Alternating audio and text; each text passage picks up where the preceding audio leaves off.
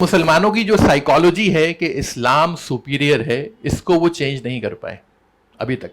جو اذان ہوتی ہے اللہ اکبر کہ اللہ سب سے بڑا ہے، کوئی بھی قانون تم لے کے آ جاؤ، کوئی بھی تہذیب لے کے آ جاؤ، اگر ہماری تہذیب سے وہ ٹکرائے گی تو ہم اپنی تہذیب کو اوپر سمجھیں گے. اللہ از گریٹر. اکبر کیا ہے؟ گریٹر ہے، اس کا ترجمہ صحیح، گریٹسٹ نہیں ہے، گریٹر. یعنی کوئی بھی لاؤ، اللہ از گریٹر. ہماری تہذیب، ہمارا جو تمدن ہے، ہمارا جو تہذیب نکلی ہے قرآن اور حدیث سے، وہ سب سے بہتر ہے. اس لیے قرآن جو ہے وہ چینج نہیں کر پائے.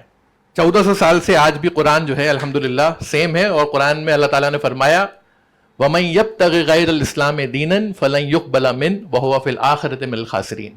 کہ تم اللہ کے یہاں اگر اسلام کے علاوہ کوئی اور دین لے کر آ گئے، کوئی اور وے آف لائف لے کر آ گئے، کوئی اور تہذیب کے ساتھ آ گئے، تو وہ تم سے ہرگز قبول نہیں کی جائے گی اور تم آخرت میں خسارہ اٹھانے والوں میں سے ہوگے.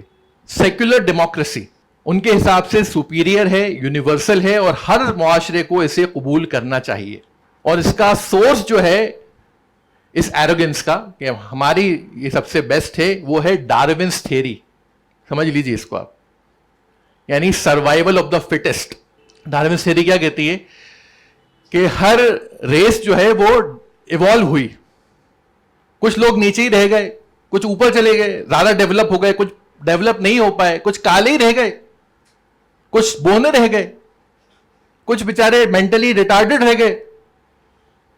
تو اس لیے ہماری جو ریس ہے، وائٹ ریس، یہ سب سے بیسٹ ہے، فٹسٹ ہے.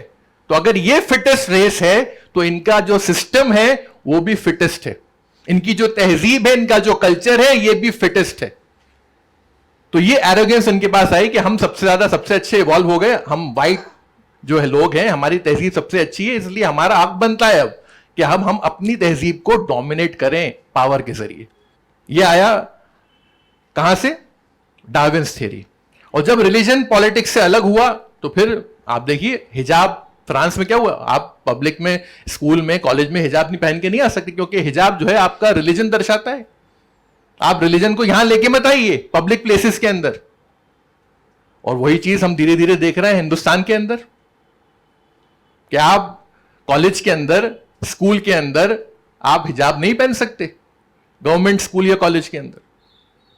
دھیرے دھیرے ہو سکتا ہے پرائیویٹ میں آ جائے وہ. تو ہر طرح، کسی بھی طرح سے دھرم کو بالکل الگ کر دو.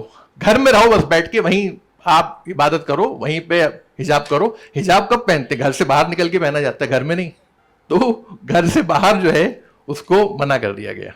انہوں نے کیا کہا کہ ہر ریلیجن مین میڈ ہے. ہر ریلیجن کیا ہے؟ مین میڈ ہے. اب کیونکہ ہر ریلیجن مین میڈ ہے تو اس کو ریفارمیشن کی ضرورت ہے. جیسے کرسچینٹی میں ریفارمیشن آیا، جوڈائزم میں ریفارمیشن آیا، ایسے ہی ریفارمیشن کس میں آنا چاہیے وقت کے مطابق؟ اسلام میں. تو یہ ریفارمیشن جو ہے یہ آنا بہت ضروری ہے اسلام کے اندر. بلکہ اسلام کو انہوں نے لا کے کھڑا کر دیا سیٹانک ریلیجن کے برابر. کچھ لوگ تو ڈیول ورشپرز بھی ہیں جو ڈیول کی عبادت کرتے ہیں، کہ یہ بھی ریلیجن ہے مین میڈ، اس کو بھی لاؤ. یہ اسلام، کرسچینٹی، جوڈائزم سب برابر، سیٹنزم سب برابر، ایک جیسے ہیں یہ لوگ. تو جب یہ ایک جیسے ہو گئے تو ہم نے ان کو سب کو ایک ہی طرح سے ٹریٹ کرنا شروع کر دیا، تم سب برابر ہو.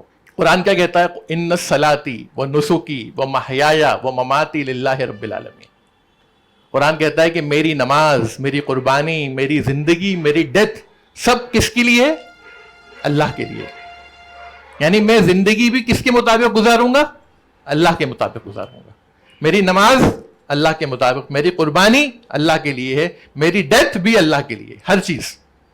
ماڈرنسٹ مسلمان کیا کہتا ہے کہ نہیں، ایجوکیشن تو سیکولر ہو سکتی ہے، دوسری چیزیں ہیں، کچھ چیزیں تو ہیں جو سیکولر، ٹھیک ہے نماز ہم اللہ کے لیے پڑھیں گے، باقی کچھ چیزوں میں ہم دھرم کو فالو کریں گے، لیکن کچھ چیزیں سیکولر بھی ہو سکتی ہیں. اسلام کیا کہتا ہے؟ ہر گوشہ تمہاری زندگی کا وہ اللہ کے مطابق ہونا چاہیے. عبادت کیا کہتے ہیں؟ عبادت کسے کہتے ہیں؟ کہ جو بھی آپ کریں اللہ کی رضا کے لیے کریں. آپ کا ہر ایکشن اللہ کو راضی کرنے والا ہونا چاہیے، یہی تو عبادت ہے. تو اس چیز کو انہوں نے قبول نہیں کیا.